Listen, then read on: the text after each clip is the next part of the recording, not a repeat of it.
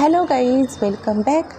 आज का टॉपिक होगा गाइस कि आपका जो फाइनेंशियल कॉन्फ्लिक्ट, जो फाइनेंशियल ऑब्स्टेकल्स चल रहा है, कितने लोगों को ये इशू चल रहा है कि उनका फाइनेंस ठीक से नहीं चल रहा। वो बहुत मेहनत करते हैं लेकिन मेहनत का फल उन्हें नहीं मिल पा रहा। तो कुछ लोग बहुत हताश हो चुके हैं कि क्या करें, हम तो इतनी मेहनत करते फिर भी हमें रिज़ल्ट क्यों नहीं मिलता। तो अभी हम देखेंगे कि उनका फाइनेंस, उनको रिज़ल्ट क्यों नहीं मिल रहा और वो रिज़ल्ट मिलेगा तो कब तक मिलेगा, और रिज़ल्ट अच्छा मिलने के लिए उन्हें क्या करना चाहिए।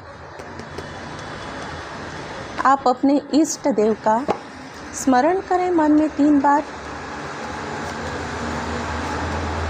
प्लीज़ मेरे व्यूअर जो हैं उनको जो ऑब्स्टेकल्स, इश्यूज़ उनके फाइनेंशियल लाइफ में चल रही हैं, तो वो उनका ठीक क्यों नहीं, क्या प्रॉब्लम क्या है कि उनका फाइनेंस ठीक नहीं हो रहा। जिस चीज़ के वो हकदार है उन्हें अभी तक क्यों नहीं मिल रहा, क्या बात है। पेज ऑफ कप्स क्यों नहीं मिल रहा। 8 ऑफ कप्स,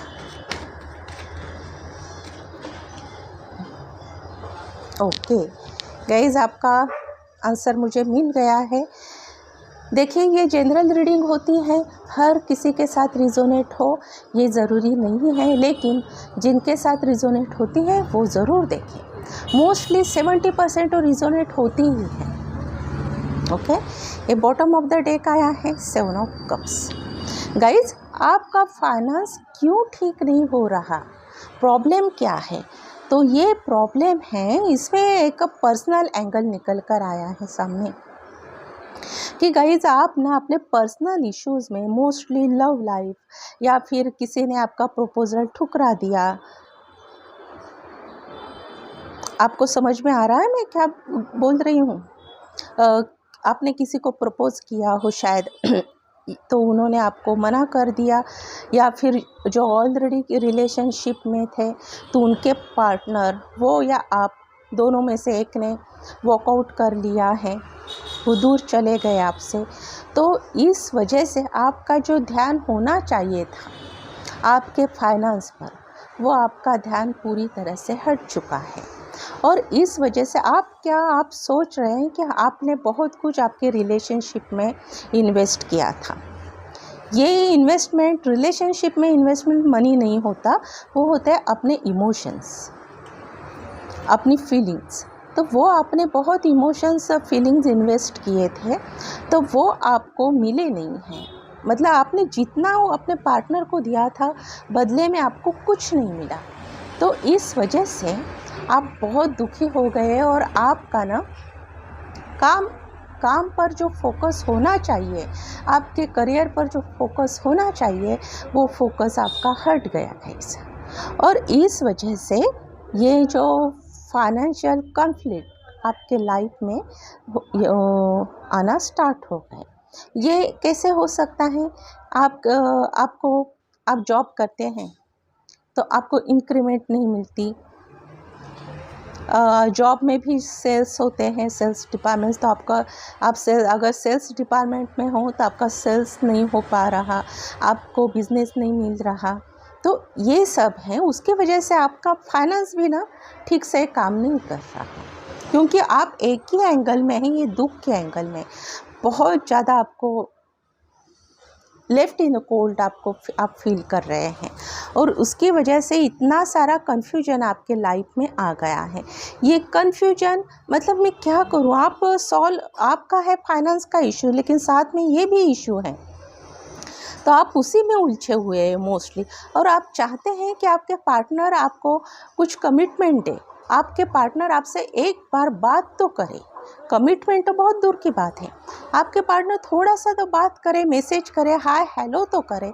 आप इतना ऑब्सेस हो गए आपके पार्टनर के लिए कि आपको आपके फाइनेंस में, आपके करियर में आपका कितना नुकसान हो रहा है वो आपको बिल्कुल भी दिखाई नहीं दे रहा, और आप बस एक ही चाहते हैं कि जस्टिस, ये जस्टिस कैसे चाहते हैं कि आप ये चाहते हैं कि मेरा पार्टनर बस मुझे एक बार कॉल करे, मैसेज करे और बताए मुझे कि एक्चुअल हुआ क्या, मेरी क्या गलती थी, उन्होंने वॉकआउट क्यों किया।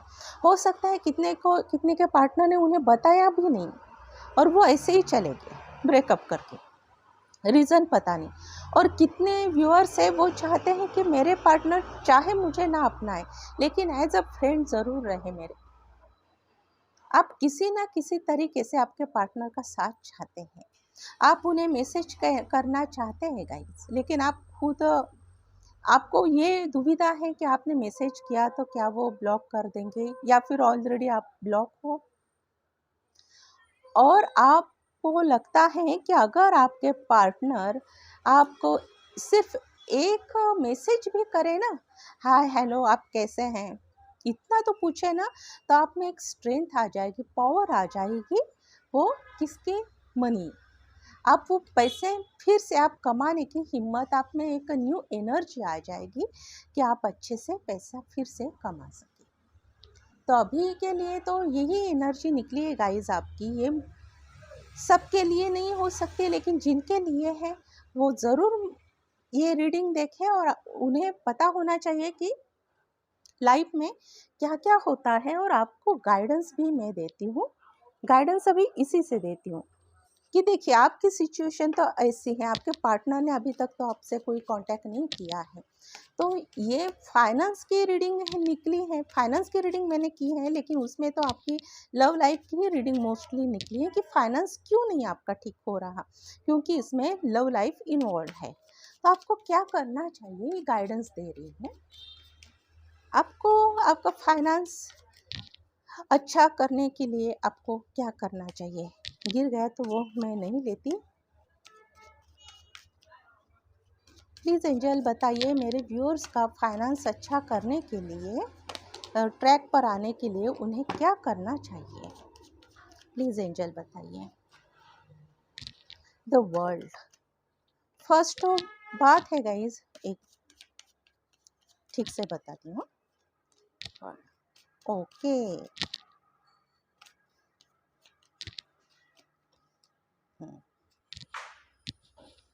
और देखिए, 8 of pentacle, hard work. Okay, तो गाइस देखिए, फर्स्ट आपके लिए गाइडेंस इसी में ही निकले हैं।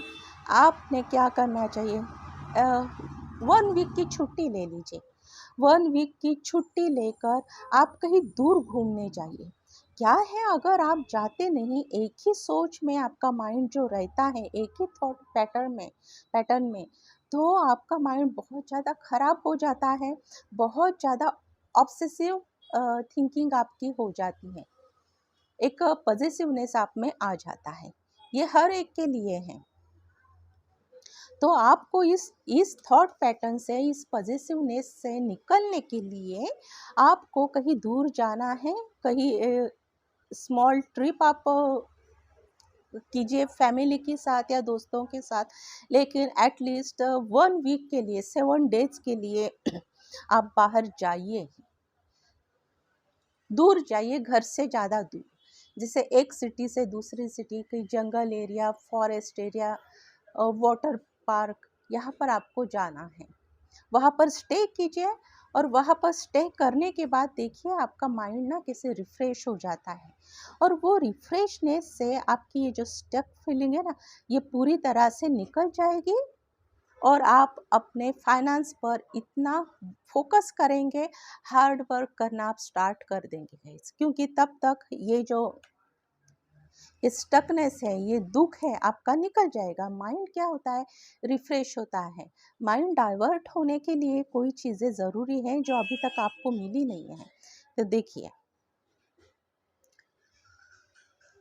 8 ऑफ पेंटिकल यही है कि आप हार्ड वर्क फिर करेंगे और फिर आपका फाइनेंस अच्छा हो जाएगा guys.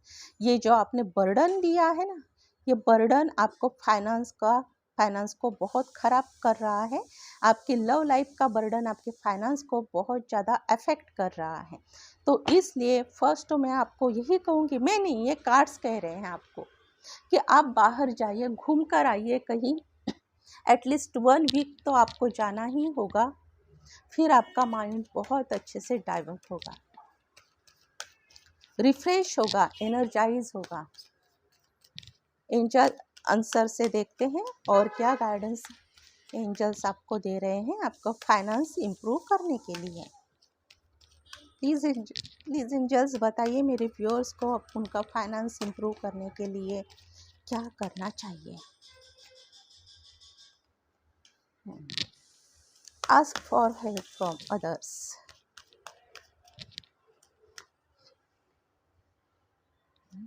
With in the next few weeks.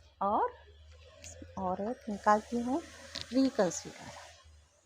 आपको ना गाइज फर्स्ट कार्ड आया है ask for help from others, तो इसका मतलब ये होगा यहाँ पर इस स्प्रेड में कि आप फ्रेंड्स को कन्विंस कीजिए कि उनके साथ अब आपके साथ वो बाहर आ जाए घूमने के लिए। उनके साथ टाइम स्पेंड करना आपके लिए बहुत ज़रूरी है। अगर आप ऐसा नहीं कर पाते तो आपको काउंसलर की हेल्प लेनी पड़ेगी ही पड़ेगी। अगर पॉसिबल है काउंसलर से हेल्प लेना तो आप काउंसलर से हेल्प लीजिए, लेकिन सबसे बेस्ट तरीका होता है आउटिंग। आप दूर जाइए कहीं घूमने के लिए फ्रेंड्स के साथ, तो बहुत माइंड ना वो तो इतना अच्छा रिजल्ट देगा आपको। आप अपने खुद को न्यू सेल्फ आपको दिखेगा आपको, और ऐसा करेंगे with in the next few months आपका फाइनेंस इंप्रूव होगा। और रिकंसिडर आया है, देखते हैं रिकंसिडर किसके लिए आया है। Please angel clarify the reconsider.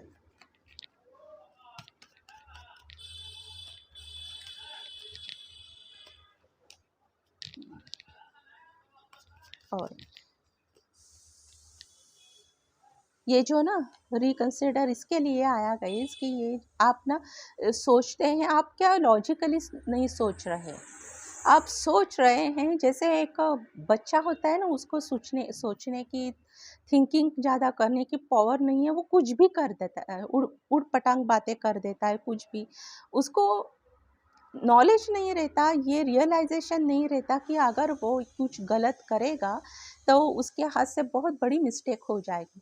तो अभी आप इसी सिचुएशन में, आप बस अपने पार्टनर के ख्यालों में गुम हैं और कुछ भी करके आप अपने पार्टनर से न्यू बिगिनिंग चाहते हैं।